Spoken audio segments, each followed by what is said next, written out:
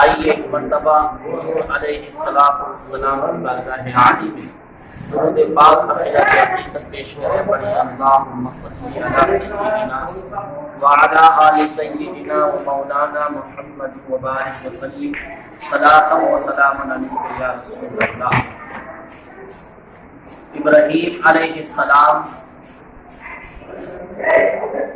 کی یادیں پوری دنیا میں منائی جا رہی ہیں کیونکہ ذی الحجہ کا مہینہ ہمارے سروں پر گامزن ہے.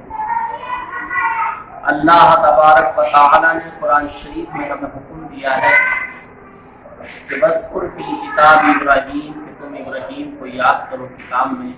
إِنَّهُ كَانَ صِدِّيقًا نَبِيًّا، بے شک وہ سچے اور غیب کی خبریں بتانے والے نبی. دوسرے مقام پر قرآن نے کہا وَاذْكُرْ فِي الْكِتَابِ اسماعیل، اور تم یاد کرو کتاب میں اسماعیل کو. إِنَّهُ كَانَ صَادِقَ الْوَعْدِ، کہ بے شک وہ وعدے کا سچا.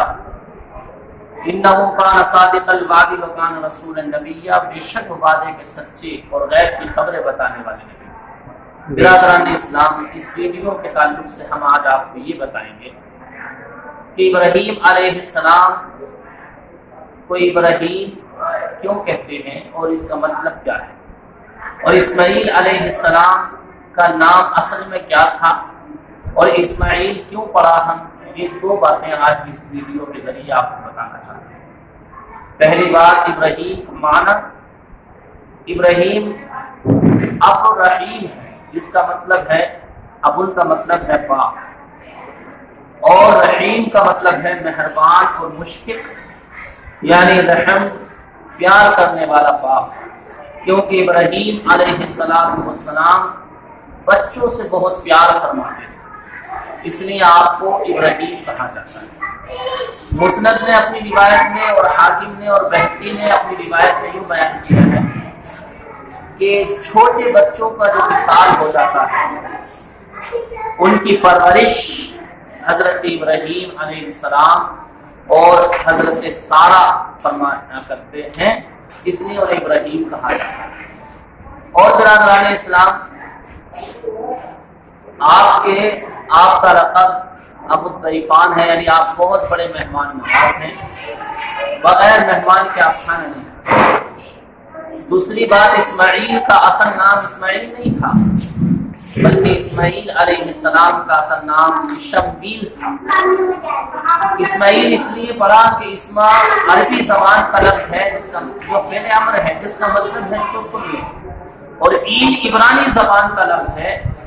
عبرانی زبان میں ایل خدا کو کہتے ہیں، یعنی ابراہیم خلیل اللہ علیہ السلام کی عمر جب 80 کے پار ہو گئی، تقریباً 100 سال کی عمر ان کی ہو چکی، ان کے بال سفید ہو چکے، ہڈیوں میں مغز نہ رہا، تو وہ اللہ کی بارگاہ میں رو رو کے کہتے تھے اے اللہ اب تو میری فریاد سن لے، اور اے اللہ میں بے اولاد ہوں، مجھے کوئی اولاد عطا فرما.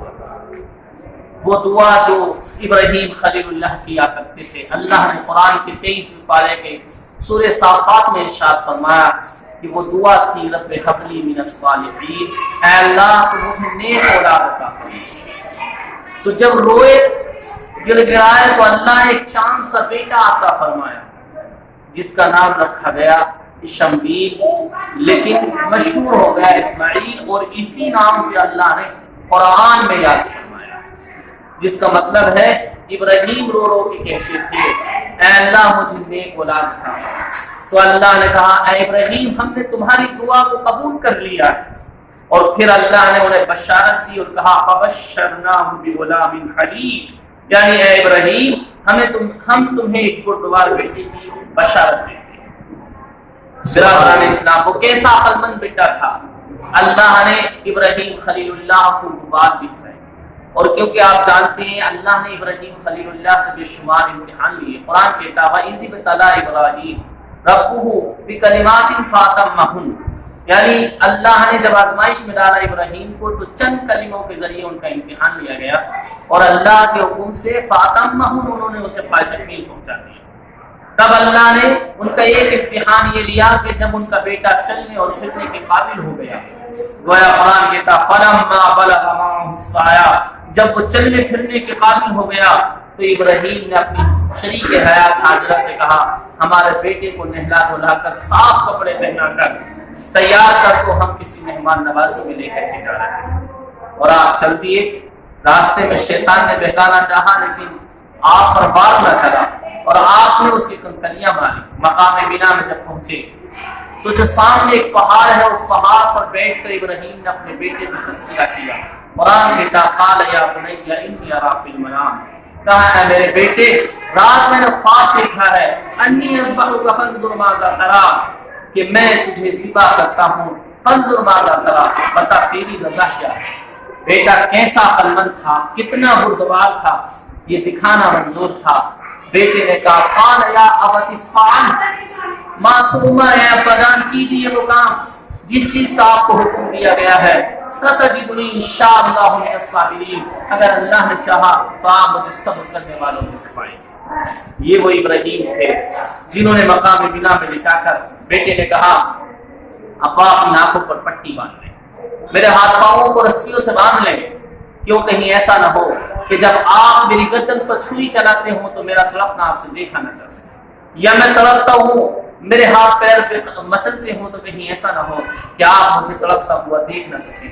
اور اے ابا میرا خون آلودہ کرتا میری والدہ محترمہ کی خدمت میں لے جا کر کے پیش کر رہے ہیں۔ خدا کی قسم قرآن کے وہ سنہرے الفاظ آج بھی گواہ ہیں کہ ابراہیم خلیل اللہ نے جو اپنے بیٹے کی گردن پر چھری چلائی، قرآن کہتا فلما اسلما وتلہ للجبین، اور جب باپ نے اپنے بیٹے کو پیشانی کے بل لٹایا گویا زمین رو پڑی، آسمان کے فرشتے چیخ اٹھے ہیں اللہ کیا ماجرا ہے، گویا پچھاڑا گھٹنا سینہ معصوم پر رکھا، چھری پتھر پہ نکلی ہاتھ کو حلقوم پہ رکھا، زمین سہمی پڑی تھی آسمان ساکن تھا بیچارہ، نہ اس سے پشتہ دیکھا کرتی حیرت کا یہ نظارہ۔ تو جب چھری چلا دی اللہ نے فرمایا اے جبرائیل دیکھ کے کیا ہو، میرے ابراہیم نے میری محبت میں چھری چلا دی ہے، جاؤ جنت سے تم لے جاؤ۔ تو جبرائیل نے آسمان سے ایک ندا دی، کہیں ابراہیم جلدی نہ کر دیں۔ وہ ندا کیا تھی؟ آسمان سے جبرائیل نے کہا اللہ اکبر اللہ اکبر۔ ابراہیم خلیل اللہ نے سر اٹھا کے دیکھا تو کہا لا الہ الا اللہ واللہ اکبر۔ حضرت اسماعیل جو لیٹے ہوئے تھے انہوں نے کہا اللہ اکبر وللہ الحمد۔ اللہ کو یہ کلمات پسند آئے اور اللہ نے قیامت تک کے لیے ہر مومن مسلمان پر نبی ذی الحجہ کی فجر سے لے کر 13ویں ذی الحجہ کی اصل تک ایک بار پڑھنا واجب کر دیا اور 3 بار پڑھنا مستحب کر دیا۔